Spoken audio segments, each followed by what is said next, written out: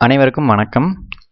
இன்று தமிழக சட்டசபை தேர்தல் நடைபெற்று பல்வேறு நிறுவனங்கள் தங்களுடைய தேர்தலுக்கு பிந்தைய கருத்து கணிப்பு முடிவுகளை வெளியிட்டுக் கொண்டிருக்கின்றன.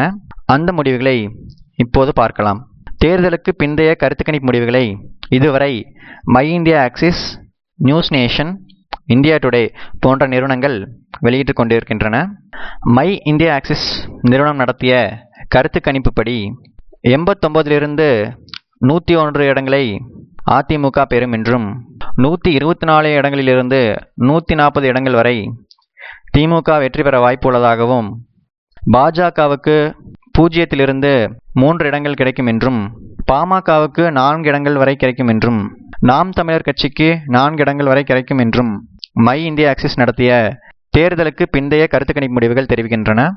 அதேபோல் நியூஸ் நேஷன் நடத்திய கருத்து கணிப்புப்படி அதிமுகவிற்கு 95 99 இடங்கள் கிடைக்கும் என்றும், 114 118 இடங்களை திமுக வெல்லும் என்றும், தேமுதிக மக்கள் நலக்கூட்டணி தமாக அணிக்கு 14 இடங்கள் கிடைக்கும் என்றும், பாஜகவுக்கு 4 இடங்கள் கிடைக்கும் என்றும், 5 இடங்களில் பாமக வெற்றி பெறும் என்றும், நாம் தமிழர் கட்சி 4 இடங்களில் வெற்றி பெறும் என்றும் நியூஸ் நேஷன் நடத்திய கருத்து கணிப்பு முடிவுகள் தெரிவிக்கின்றன.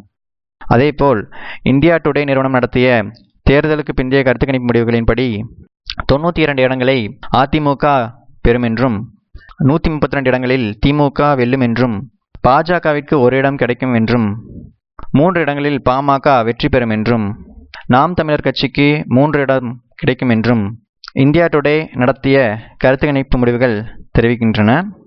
ஆக இன்னும் 2 நாட்கள் நாம் பொறுத்திருக்க வேண்டி இருக்கின்றது.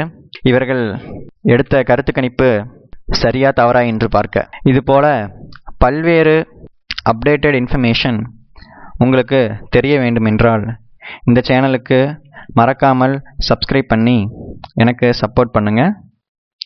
இந்த வீடியோவை பார்த்ததுக்காக ரொம்ப நன்றி. மீண்டும் சந்திக்கலாம்.